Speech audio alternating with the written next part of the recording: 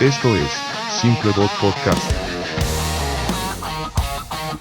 Monografías de la historia del rock, desde los años 60 hasta el siglo XXI.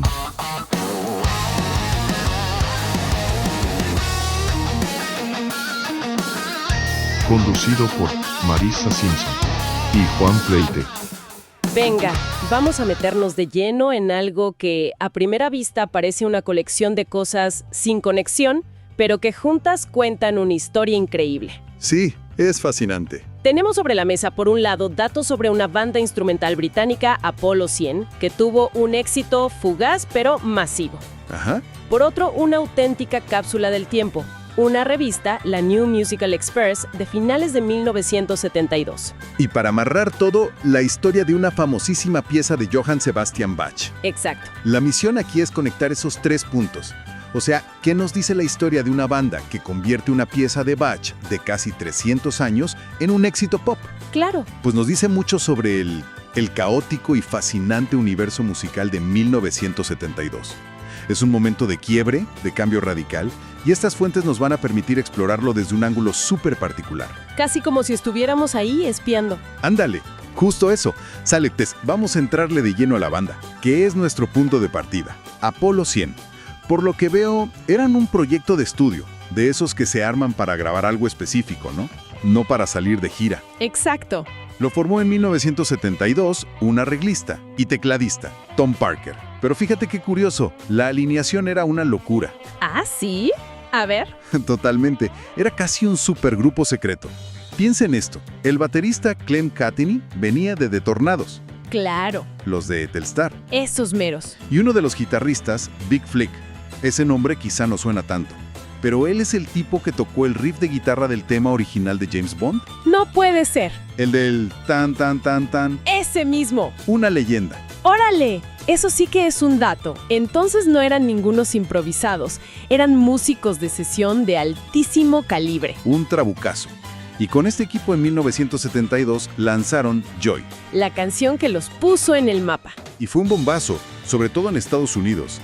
Llegó al número 6 en el Billboard Hot 100 y, ojo, al 2 en la lista Adult Contemporary. Esto es clave. Ok, Adult Contemporary. Lo tengo en mente.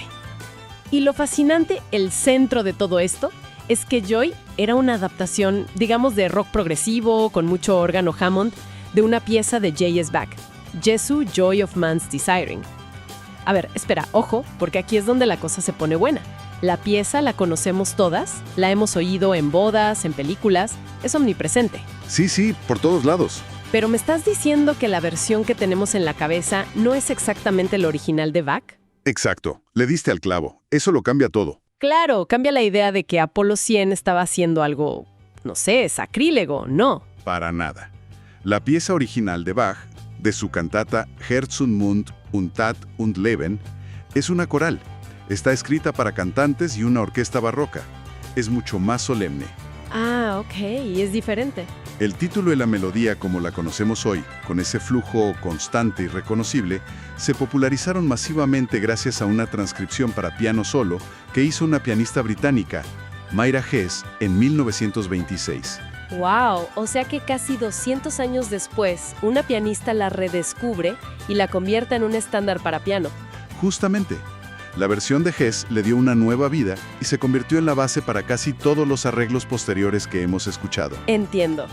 Así que lo que hizo Apolo 100 no fue una ruptura radical, sino que se inscribía en una larga tradición de reinterpretar y modernizar música clásica. Es algo que sigue pasando.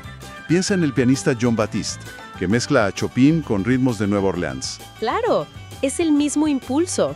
Ok, entonces Apolo 100 está reinterpretando a Bach para un público masivo. Me da muchísima curiosidad saber con quién estaban compitiendo en ese momento. Pues justo para eso tenemos la revista. Esta New Musical Express de octubre de 1972 debe ser la ventana perfecta para asomarnos a ese mundo. ¿Qué sonaba en la radio mientras esta versión pop de Bach subía en las listas? El panorama que pinta la revista es increíblemente diverso y, la verdad, bastante conflictivo. Es como si varias tribus musicales estuvieran luchando por el alma del rock. ¿Y quién iba ganando? La fuerza dominante, La que grita más fuerte es sin duda el glam rock. Está en su apogeo absoluto. La portada nombra a Slade como el Grupo del Año de Radio Luxembourg. Eran la banda del momento en el Reino Unido.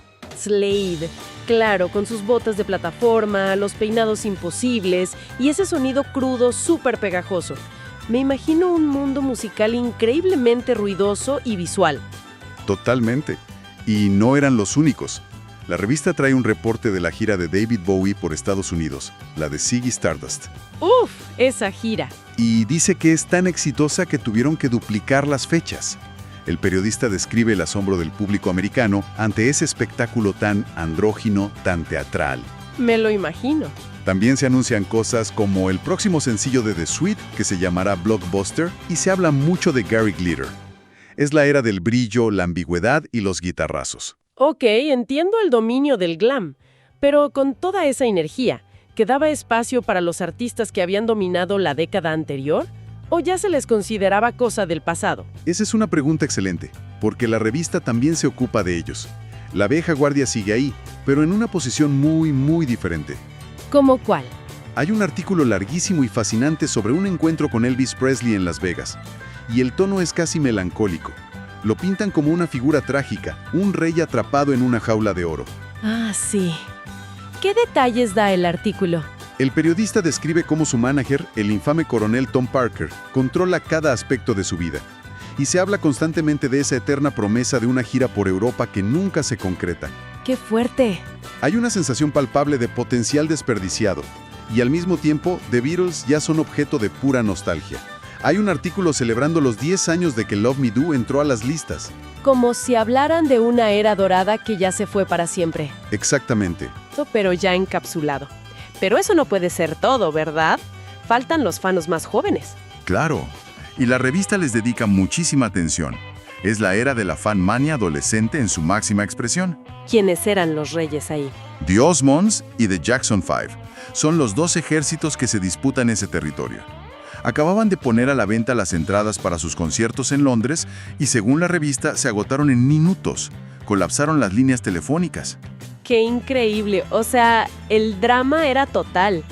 Y mientras, en otra esquina del ring, tenías a Bowie con su gira de Ziggy Stardust. ¡Qué universo tan caótico! Totalmente caótico. Se anuncia que ambos grupos, los Osmonds y los Jackson 5, se presentarán en el Royal Variety Show para la reina, que era como el máximo sello de aprobación. ¡Wow! Michael Jackson, que en ese momento tenía solo 14 años, ya era número 1 en solitario en Estados Unidos con Ben. Y un columnista llega a escribir que los Osmonds provocarán en Gran Bretaña un nivel de fanatismo solo visto antes con los Beatles y Presley. A ese nivel de histeria lo ponían. ¡Qué locura! Bien, entonces el tablero de juego en 1972 está súper claro. Tenemos por un lado el glam rock, por otro los ídolos adolescentes y en un tercer carril los viejos rockeros. Sí, ya sea enjaulados como Elvis o convertidos en recuerdo como los Beatles. La revista también menciona gente del rock más serio, ¿no? Sí, hay una entrevista con Jeff Beck, por ejemplo, hablando de su carrera después de los Yardbirds. Él representa ese músico virtuoso, más enfocado en la técnica. Tienes todas estas corrientes fluyendo al mismo tiempo. Y la pregunta que nos trajo aquí es, en medio de todo este caos, ¿dónde demonios encaja una banda instrumental que toca a Bach con un órgano de iglesia rock and rollero? Esa es la pregunta del millón. Porque no son glam, no son para adolescentes y definitivamente no son Jeff Beck. Parecen una anomalía, pero su éxito demuestra que no lo eran. Apolo 100 representa un nicho importantísimo que a menudo olvidamos, el pop sinfónico o rock clásico. Ahí está.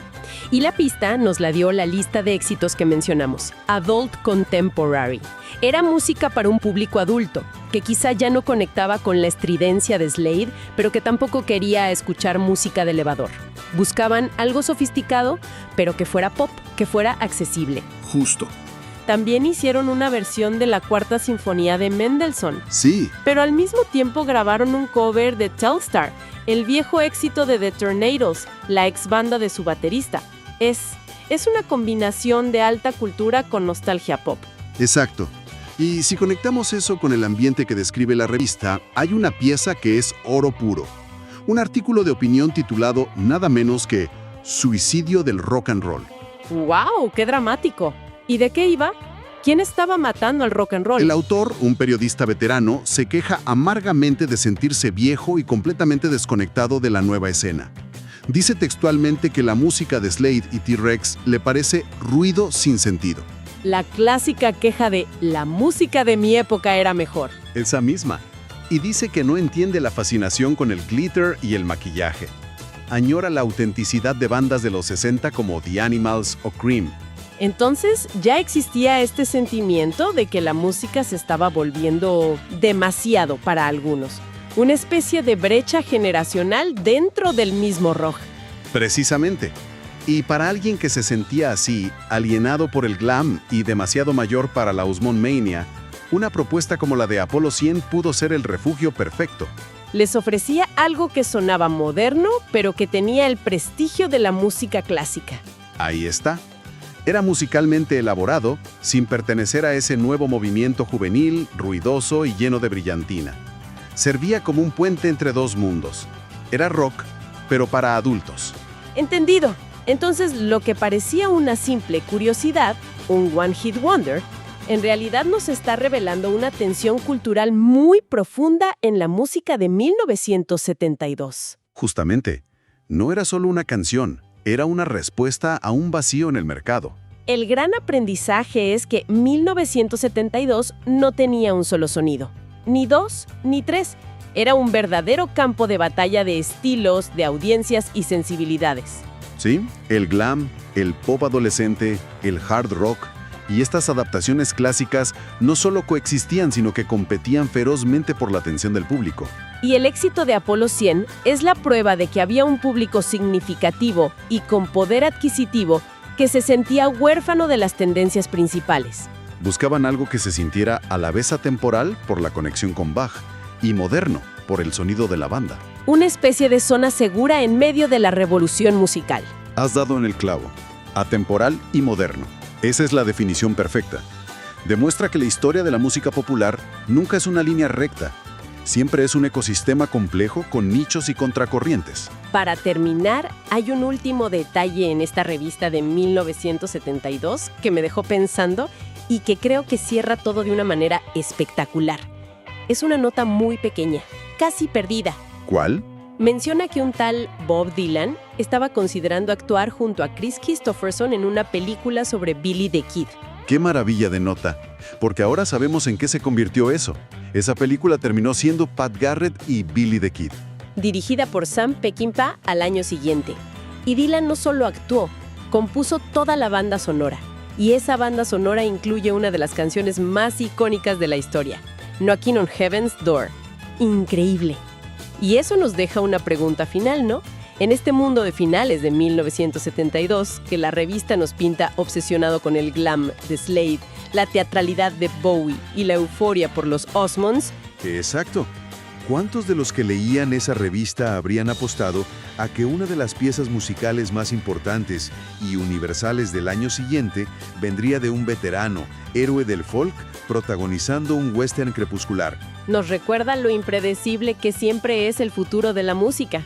Deliciosamente impredecible.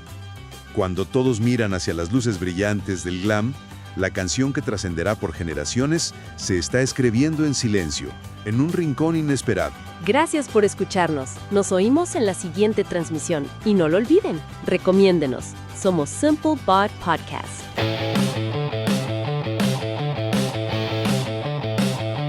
Esto fue Simplebot Podcast. Monografías de la historia del rock, desde los años 60 hasta el siglo XXI.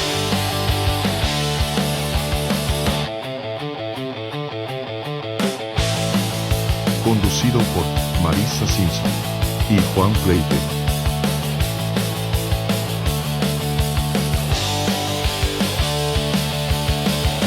Gracias.